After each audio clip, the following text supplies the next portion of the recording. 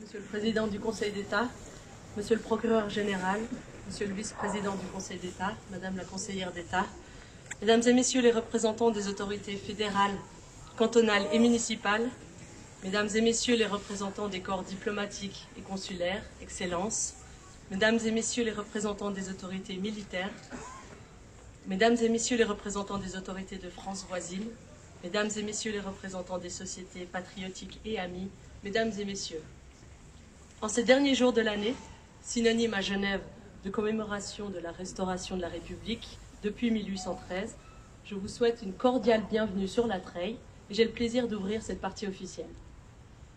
Je vous invite tout d'abord à entonner la première strophe du Sekeleno, accompagnée par le corps de musique de l'Anvers.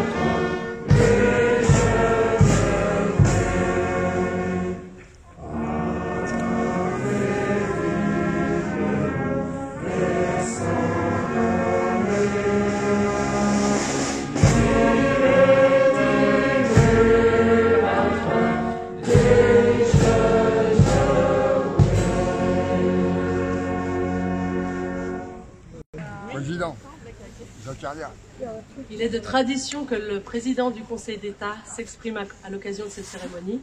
J'invite donc M. Antonio Odgers à prononcer son allocution.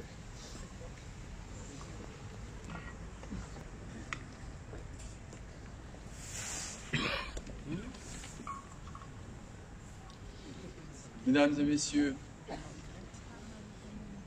chaque année, à quelques semaines l'une de l'autre, Genève commémore d'une part l'escalade qui marque sa victoire par ses propres forces contre l'ennemi de 1602 et d'autre part la restauration qui, elle, au contraire, nous rappelle la période de faiblesse et de lutte intestine qui avait amené Genève à perdre son indépendance sans combat, puis à la retrouver grâce aux troupes du général von Bubna.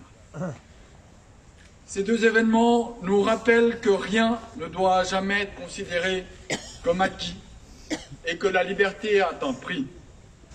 Dans une Europe en fin de guerre napoléonienne, comme en 1813, le prix de la liberté était la force militaire et les indispensables soutiens diplomatiques.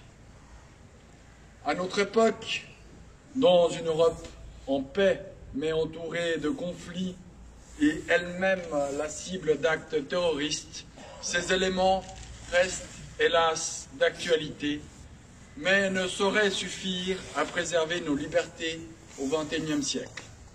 En effet, le prix de la liberté, c'est de maintenir la capacité de nous projeter dans l'avenir et d'anticiper les défis pour s'y préparer et pour y répondre à temps.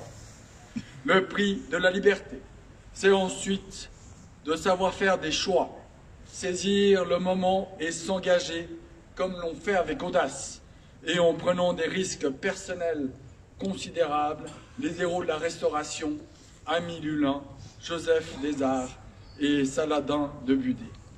Quels sont dès lors quelques principaux défis en ce début du XXIe siècle pour Genève? Il me semble tout d'abord que nous devons veiller à maintenir la cohésion au sein de notre société, qu'elle soit sociale ou en lien avec nos valeurs et notre manière de vivre ensemble. Après des années plutôt calmes et consensuelles, les visions sur l'avenir de Genève semblent aujourd'hui devenir plus antagonistes. Et la tolérance face aux idées qui ne sont pas les nôtres s'affaiblit, comme le montrent hélas certains actes récents. Une société ne peut pas être la somme des opinions, des particularismes ou des communautarismes juxtaposés les uns aux autres. Nous devons ainsi éviter que notre société se polarise et se divise. Ensuite, dans un contexte économique mondial incertain et au moment où d'importantes révolutions technologiques s'amorcent, nous devons être plus agiles, plus innovants. Nous devons préserver, bien évidemment, notre qualité de vie et la prospérité dont nous bénéficions à Genève et en Suisse. J'en appelle en ce sens à une collaboration accrue entre les acteurs publics, privés et académiques. Saurons-nous, dès lors, reconnaître ces défis et prendre les décisions courageuses qui s'imposent? J'en suis certain. Mais contrairement à 1813, nous ne le ferons pas les uns contre les autres.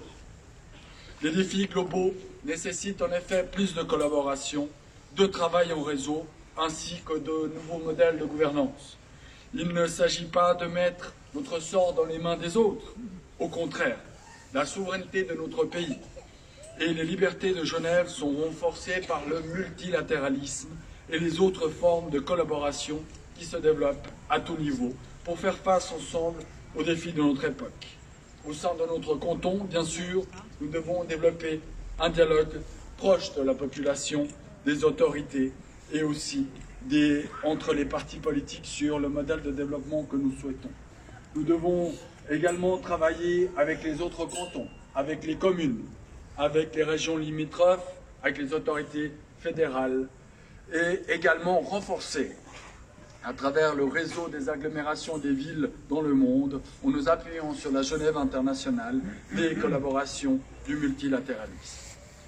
Le prix de la liberté face aux défis d'aujourd'hui, c'est donc de travailler en coalition avec d'autres, tout en sachant garder sa propre identité et ses propres solutions locales.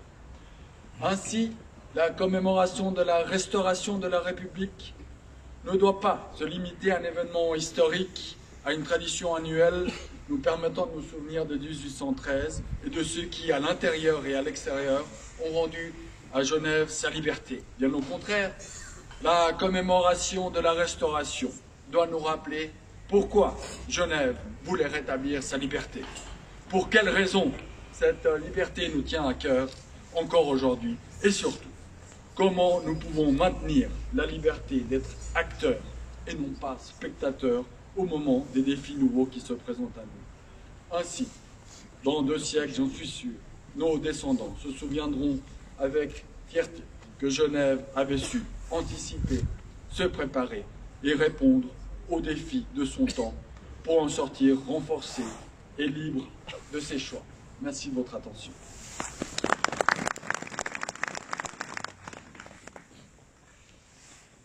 L'hymne national suisse, accompagné par le corps de musique de Landwehr. Le cantique suisse sera ensuite directement suivi de Aux armes Genève.